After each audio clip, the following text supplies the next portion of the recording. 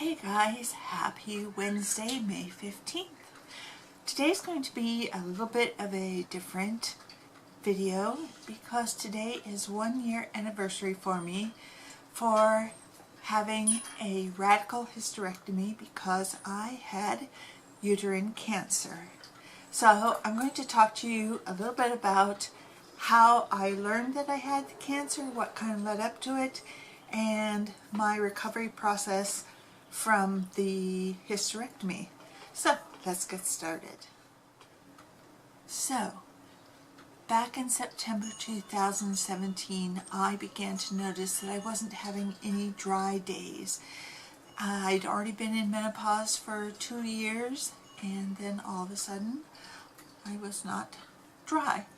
So I decided, well, I would just monitor it. So I started wearing, just like panty liners, and there wasn't very much, and I sort of began to suspect that I had a polyp because I'd had a polyp before, and I'd had it removed, I don't know, maybe back in the late 90s, and it was such a horrific experience. I mean, I just call that doctor the butcher to this day because he just cut, and I felt every cut. I'm sure my handprints are still in the table. So I thought, well, okay, I have a women's wellness exam in December, and I'll just see what's going on then. So I had this women's wellness exam, and this was in December of 2017, and by that time what I was leaking, people always say, well, if you're having any bleeding issues, well, I wouldn't say I was bleeding. So that's what didn't throw me off. I was just having this kind of leakage that you get when you have a polyp and your body's trying to cleanse it out. But there was sometimes like a pinkish tinge to it. But I mean, if you think about actual blood, there was no blood. Anyhow, so sure enough, the doctor in December of 2017 said, oh, you have a polyp. Actually, she wasn't like an MD doctor. She was just a women's health practitioner. And so I had to be referred to an MD to have the polyp removed. So at first I tried to get an appointment, and the referral that I was giving, they weren't taking new patients. Well, I didn't get to see somebody until February 2018.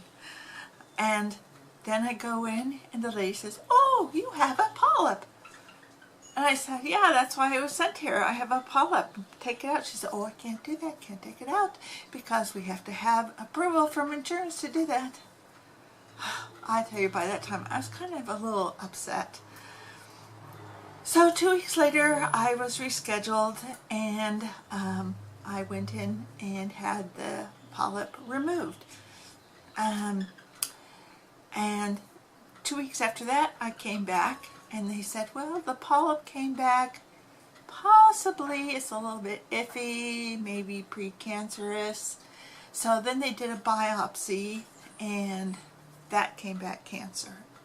So I was scheduled to see an OBGYN gynecologist, oncologist, and I got to see him on April 23rd, and sure enough, he said, yeah, okay, we're going to do a radical hysterectomy.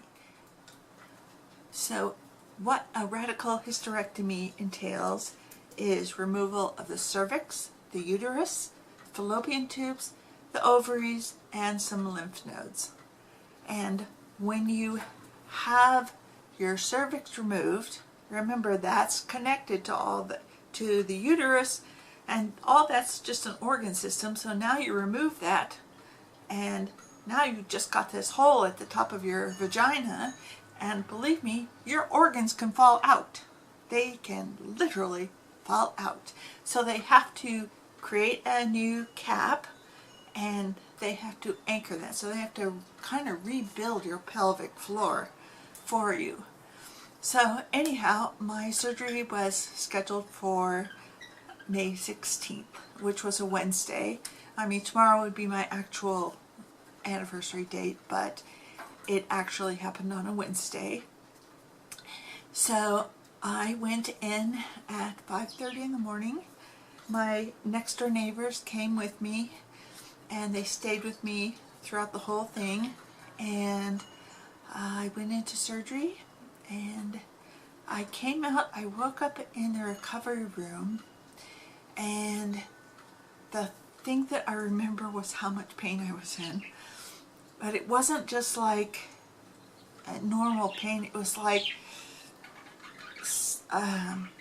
there was pressure on top of the wound, like somebody placed a bowling ball on top of the wound. I mean, that's how bad it felt. And supposedly they gave me morphine 3 times, and then they couldn't give me any more. But by that time it had calmed. The pain had gone from like an 8 to maybe a 2 or 3. But I also woke up just shivering. I couldn't stop shivering. And supposedly that it can happen with whatever anesthesia they gave me. Might have been propofol, I'm not quite sure. But there have been a few times in the past year when I'll just get shivers really bad, and I'll have to go to bed until go to bed with all my clothes on and coats on, and just until my body warms up, and it's just kind of a weird after effect.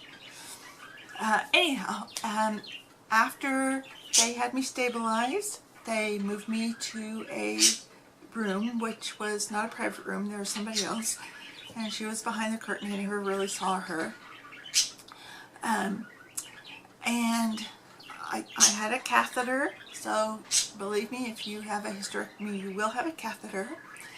I was in the hospital for just one night, and I was released the next day. One of the funniest things that happened in the hospital, though, was I had fallen asleep, and I woke up and I looked at the clock, and it said 4 o'clock, and I thought, man, I've missed breakfast, I've missed lunch, I'm starving. So I called the nurse's station and I said, please, can you bring me something? I've missed breakfast and lunch. Oh, it was 4 o'clock in the morning. They still brought me a meal, but that was just kind of weird. I was so turned around. Anyhow, so the next day I came home. Now, I will say that before I went into surgery, they had asked me, had I ever had any other abdominal surgery? And I said, yes, I had an appendectomy like 50 years ago. I mean, literally, it was over Easter weekend in 1968. And they were like, oh, well, this might make the surgery take a little bit longer. And sure enough, it did. And that's because 50 years of scar tissue in my belly from an appendectomy so long ago, there was just this network of webbing of scar tissue. And so cutting through all that and just rebuilding everything just took a little extra time, maybe like took an extra half hour. But one of the things I noticed the day I left the hospital, but when I was still in the hospital, and I got up for the first time, oh, let me tell you, it was bad. It was really bad, because all of a sudden, gravity is now pushing down on all that wounded area, and oh, I just was doubled over. It was the first time I had gone to the bathroom, and I mean, I just was doubled over the whole time.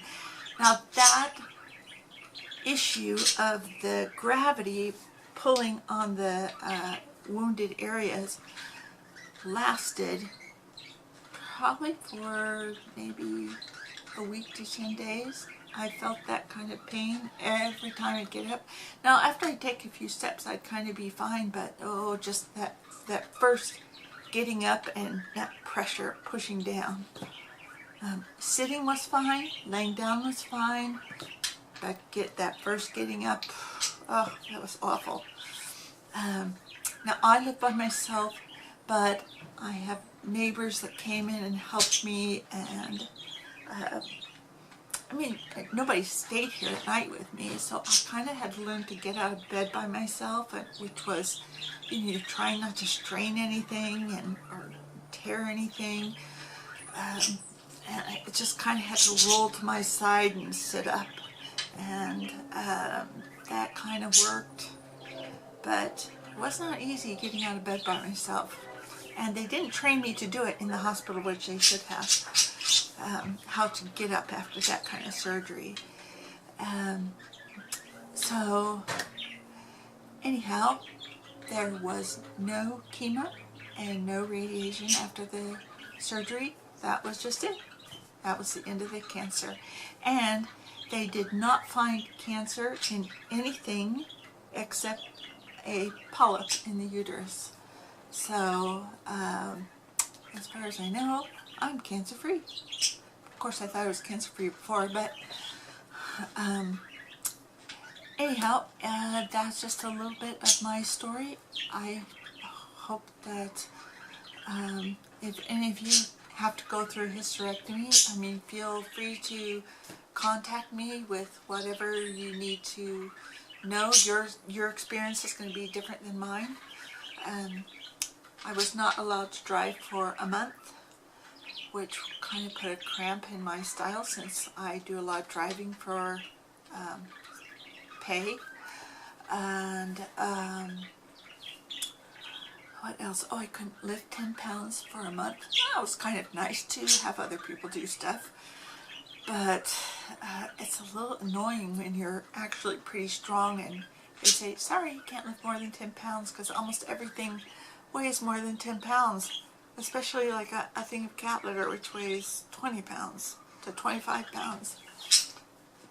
So, anyhow, that's just a little bit of my story. It is my 1-year anniversary, and I just hope that if any of you have to go through it, just feel free to contact me. Talk to you later. Bye.